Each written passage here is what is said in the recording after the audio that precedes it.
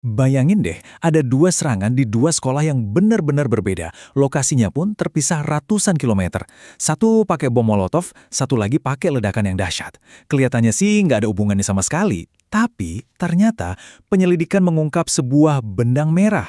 Sebuah kaitan tersembunyi yang, jujur aja, jauh lebih mengkhawatirkan dari yang bisa kita bayangkan. Coba kita lihat perbandingannya. Di satu sisi, ada serangan bom molotov di SMP di Kalimantan Barat. Korbannya satu siswa luka. Nah, di sisi lain, ada ledakan besar di sebuah SMA di Jakarta yang melukai hampir 100 orang. Skalanya kan beda banget.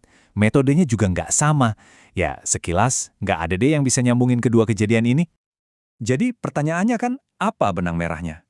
Apa sih yang bisa menghubungkan dua aksi kekerasan oleh remaja di dua pulau yang berbeda ini? Jawabannya ternyata nggak ditemukan di dunia nyata, tapi di dunia maya. Dan ini jauh lebih mengejutkan dari yang kita duga. Ini dia, benang merahnya, sebuah komunitas online. Kedua pelaku, ya, meskipun terpisah jarak yang begitu jauh, ternyata adalah anggota dari jaringan digital yang sama. Sebuah katakanlah ruang virtual yang tanpa disadari jadi semacam inkubator buat ideologi kekerasan yang ekstrim. Oke, sekarang kita bedah dulu insiden yang pertama yang terjadi di Kalimantan Barat. Insiden inilah yang jadi titik awal terbukanya tabir penemuan yang jauh lebih besar. Yuk kita lihat detailnya.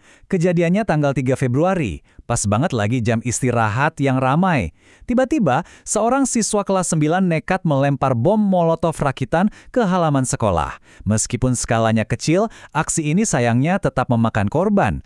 Ada satu siswa yang terluka kena percikan apinya. Kejadiannya emang berlangsung cepat, pelaku berhasil diamankan, api juga cepat dipadamkan. Tapi dampaknya itu loh, lebih dari sekedar luka fisik. Rasa takut dan trauma langsung menyebar, sampai-sampai sekolah terpaksa mengambil langkah drastis. Semua kegiatan belajar mengajar dipindahkan ke mode daring demi keamanan bersama. Nah, sekarang kita coba mundur beberapa bulan ke belakang, ke ibu kota.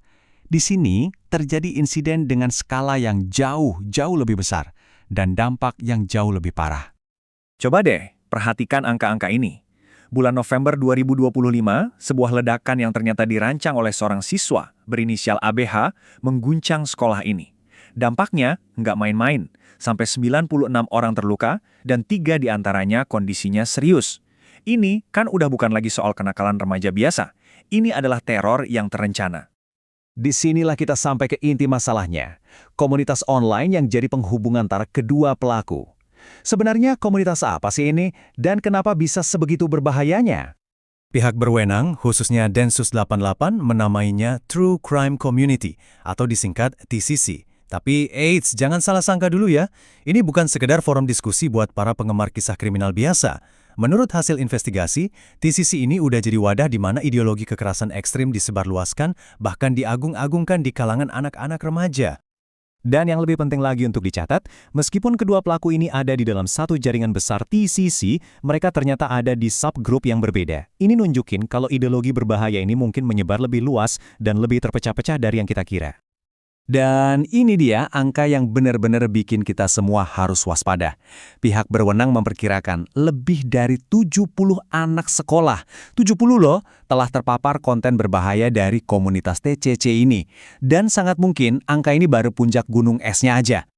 Jadi, gimana dong unit anti-teror nasional kita, Densus 88, merespons fenomena baru yang sangat mengkhawatirkan ini? Yang menarik ya, pendekatan Densus 88 ini bukan pendekatan tangan besi. Seperti yang bisa kita lihat dari pernyataan juru bicaranya, AKBP Maindra Eka Wardana, kata kuncinya adalah pencegahan, kolaborasi, dan perlindungan anak. Jadi fokusnya adalah menyelamatkan, bukan cuma menghukum. Nah, strategi ini punya 3 pilar utama. Pertama, deteksi dini. Jadi secara proaktif mencari anak-anak yang rentan terpapar. Kedua, pastinya patroli siber yang intensif untuk mengawasi ruang-ruang digital seperti TTC. Dan yang ketiga, ini yang paling penting, kolaborasi lintas sektor untuk membangun jaring pengaman yang lebih kuat buat anak-anak kita semua. Jadi, apa pelajaran paling penting yang bisa kita ambil dari kaitan yang meresahkan ini? Ini bukan lagi sekedar cerita tentang 2 insiden terpisah, tapi sebuah gejala dari masalah yang jauh lebih besar dan tersembunyi. Nah, ini semua akhirnya membawa kita ke satu pertanyaan besar. Pertanyaan untuk kita semua. Di dunia di mana tempat bermain anak-anak kita udah banyak bergeser ke sudut-sudut internet yang nggak kelihatan, gimana caranya kita sebagai orang tua, guru, pembuat kebijakan, dan sebagai masyarakat bisa memastikan kalau komunitas online yang mereka temukan itu adalah sumber inspirasi, bukan malah jadi sumber kehancuran?